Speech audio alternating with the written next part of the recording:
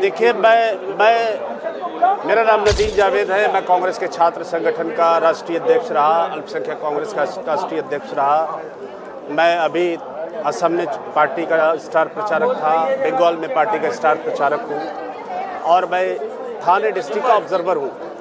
Party का शीर्षस्थ नेतृत्व इस बात को लेकर बहुत गंभीर है कि आगामी जो चुनौतियाँ हैं हमारे सामने, विशेष रूप से विधानसभा और लोकसभा के चुनाव के परिप्रेक्ष्य में, उसके मद्देनज़र जो वर्तमान संगठन है हमारा राज्य के स्तर पर, जिले के स्तर पर, ब्लॉक के स्तर पर और विधानसभा के स्तर पर, उसमें विशेष प्रयास करने की आवश्यकता है। इसलिए पार्टी के शीर्षस्थ नेतृत्व द्वारा पूरे देश के अंदर संगठन सृजन अभियान चलाया जा रहा है। मेरा भी ये सौभाग्य रहा कि मैं अब तक 6 राज्यों में संगठन सृजन अभियान का हिस्सा रहा हूँ।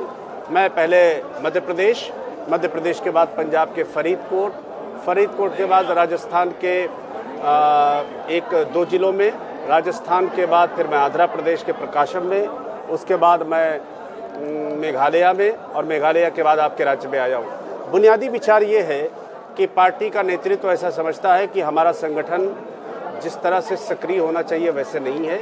इसलिए कांग्रेस के कार्यकर्ताओं से संपर्क और संवाद बनाकर उनसे राय मशवरा करने के पश्चात हम ये फैसला करेंगे कि जिले में जिलाध्यक्ष की नियुक्ति, जिलाध्यक्ष के नीचे ब्लॉक कांग्रेस कमेटी के नीचे जो हमारी बूथ की कमेटियां हैं और साथ ही साथ जो जिले का संगठन है पदाधिकारियों का, वो ठीक तरह से सक्रिय हो।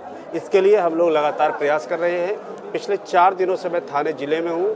कांग्रेस पार्टी के हर कार्यकर्ता को टच करने की कोशिश कर रहा हूँ, सबसे बात करने का प्रयास कर रहा हूँ। उसी बात के मद्देनज़र मैं आज यहाँ पर मुमरा शहर में आया हुआ हूँ। मुमरा शहर के कांग्रेस के कार्यकर्ताओं के साथ आज विस्तार पूर्वक एक साथी से लंबी चर्चा करूँगा कि कांग्रेस पार्टी का रिवाइवल मुमरा में और थाने जनपद में और महाराष्ट्र में कैसे हो पाए, साथ ही साथ नैरेटिव कैसे होगा। कहते हैं पॉलिटिक्स में 4M बड़ा इंपॉर्टेंट है। नंबर 1 मैसेज क्या है, नंबर 2 मैसेंजर कौन है, नंबर 3 मशीनरी क्या है, नंबर 4 मैकेनिज्म क्या है। यानी मैसेज, मैसेंजर, मशीनरी और मैकेनिज्म, पार्टी इस पूरे विचार के साथ काम कर रही है और हमें उम्मीद है कि जब भी कांग्रेस पार्टी मुश्किल समय में से गुजरी है, महाराष्ट्र की महान जनता ने हमेशा ही कांग्रेस पार्टी को ताकत देने का काम किया है। इंडिया गठबंधन को पिछले लोकसभा के चुनाव में 32 सीटों पर सफलता प्राप्त हो गई थी 48 में से। हमें आशा और विश्वास है कि आगामी विधानसभा और लोकसभा चुनाव में जिसके साथ होने की संभावना 29 में है, उसकी तैयारी हम लोग अभी से कर रहे हैं। अगला चुनाव इसलिए भी बहुत महत्वपूर्ण है कि संभवतः महिला आरक्षण भी लागू हो जाएगा, डिलिमिटेशन भी लागू हो जाएगा, 72 लोकसभा की सीटें हो जाएंगी, 400 से ज़्यादा सीटें विधानसभा की हो जाएंगी। तो इसलिए चुनाव बहुत महत्वपूर्ण हो जाएगा।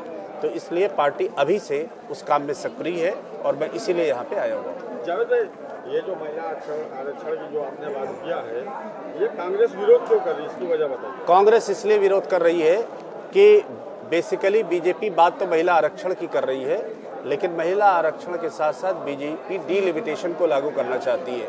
वो डिलिमिटेशन यानी नए सिरे से विधानसभाओं की ज्योग्राफी बनाने का काम, लोकसभा की ज्योग्राफी बनाने का काम असम में बीजेपी ने किया है और वहाँ पर सोसाइटी को पूरी तरह से डिवाइड करने का काम, एक तरफ उन्होंने माइनॉरिटी की सीटें कर दी, एक तरफ मेजॉरिटी की सीटें कर दी।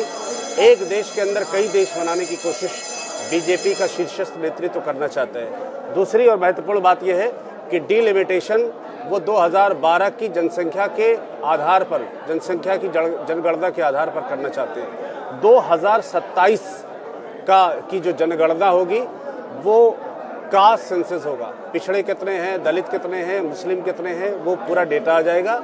हमारी ये मांग है कि 2027 की जनगणना के आधार पर महिला आरक्षण लागू किया जाए। तीसरी और महत्वपूर्ण बात यह है कि आरक्षण के अंदर आरक्षण होना चाहिए। जो पिछड़े समाज की औरतें हैं, वो पिछड़े समाज की औरतों को भी हिस्सेदारी सुनिश्चित हो, इसके लिए आरक्षण में आरक्षण होना चाहिए। महिला आरक्षण में दलित महिलाओं को, पिछड़ी महिलाओं को भी आरक्षण मिलने की आवश्यकता है। ऐसे कांग्रेस पार्टी का और इंडिया गठबंधन की समझदारी है। नदीम भाई, आपने अभी अपने भाषण में कहा है कि शिक्षा होना चाहिए, ईरान का जैसा आपने हवाला दिया, तो क्या ऐसा नहीं लगता कि मुंद्रा के अंदर भी डिग्री कॉलेज होना चाहिए, जैसे आपका कॉलेज वहाँ है जो बॉम्बे के अंदर चल रहा है, तो ऐसा कॉलेजेस क्या मुंद्रा में नहीं होना चाहिए?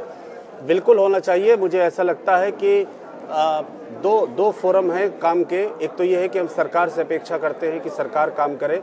वर्तमान में राज्य में जिस प्रकार की सरकार है, मुझे लगता नहीं कि अल्पसंख्यकों, दलितों और पिछड़ों की शिक्षा पर वो किसी प्रकार का कोई काम करना चाहेगी। खासतौर से सोसाइटी के अंदर से ऐसे लोगों को निकलने की आवश्यकता है जो इस तरह के इंस्टीट्यूशन बनाएं, और जब तक ये नहीं बन पाते हैं इंस्टीट्यूशन, तब तक हम छात्रों से ज़रूर कहना चाहते हैं कि वो अपनी पढ़ाई के लिए जहाँ भी उपलब्ध हो वहाँ पे कोशिश करें।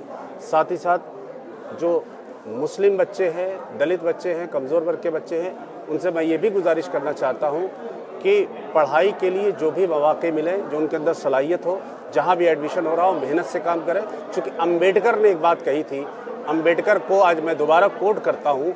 अम्बेडकर ने कहा था कि शिक्षा शेरनी का दूध है, जो पिएगा वो दहाड़ेगा। तो मैं इसलिए कहना चाहता हूँ कि वो लोग जो कमज़ोर हैं, अगर शेरनी का दूध पिएंगे तभी वो दहाड़ेंगे।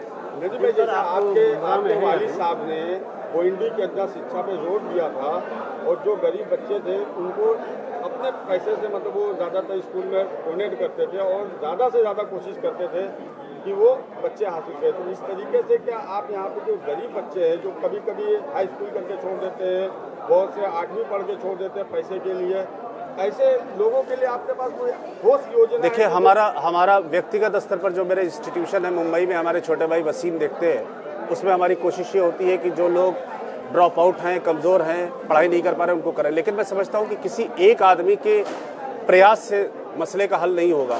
ये बहुत सामूहिक प्रयास है, बड़ी कोशिश है, पूरे सभी लोगों को इसमें शामिल होना पड़ेगा और उसको एक तरह से एक मूवमेंट की शक्ल लेनी पड़ेगी, एक तहरीक की शक्ल लेनी पड़ेगी। रास्ता सिर्फ तालीम का है, रास्ता सिर्फ जो है टेक्नोलॉजी का है। और मैंने जैसा आपसे अर्ज़ किया कि लोग कहते थे कि ईरान को एक रात में अमेरिका ख़त्म कर देगा, लेकिन आज अमेरिका के सामने और इजराइल के टेक्नोलॉजी के सामने अगर ईरान टिका है तो वो इसलिए है कि उन्होंने तालीम पर भी तवज्जो दी थी, साइंस और टेक्नोलॉजी पर भी उन्होंने तवज्जो दी, और आज वो पूरी शिद्दत से खड़ा हुआ है। और आज पूरी दुनिया ईरान की जिंदाबाद करने के लिए मजबूर हो गई है। तो मैं यही गुजारिश करना चाहता हूँ कि अगर अक़लियतों को इस मुल्क के अंदर अपने हुकूक और इंसाफ की लड़ाई लड़नी है तो एक ही रास्ता है, और वो रास्ता जमहूरियत के ज़रिए अपनी हिस्सेदारी के साथ साथ तालीम का रास्ता है, जो सर सैयद अली रहमा ने कहा था अलीगढ़ मुस्लिम यूनिवर्सिटी को बनाते हुए।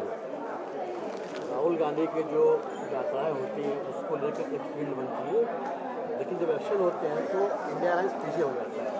उस वक्त ये सामने आता है कि ईवीएम का पूरा खेल है। 5 साल गुजरने के बाद ईवीएम पे कोई आवाज़ नहीं होती, लास्ट मोमेंट पे आवाज़ होती है जब ये पड़ जाता है।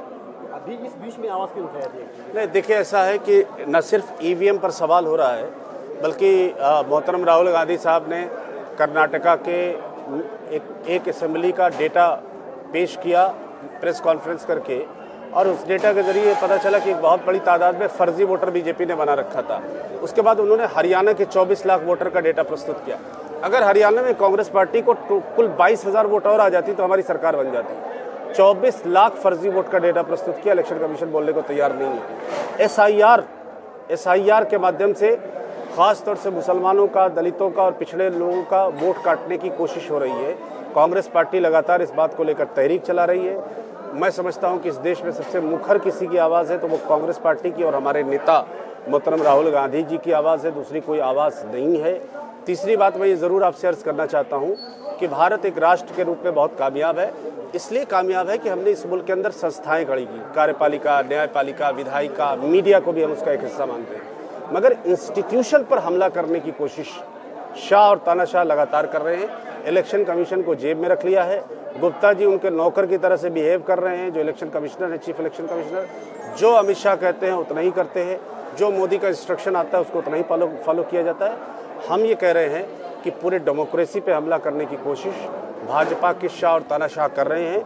एक ही आवाज़ है, वो कांग्रेस की आवाज़ है, राहुल गांधी की आवाज़ है और उनके नेतृत्व में इंडिया गठबंधन की आवाज़ है, जो इस लड़ाई को लड़ने का काम कर रही है।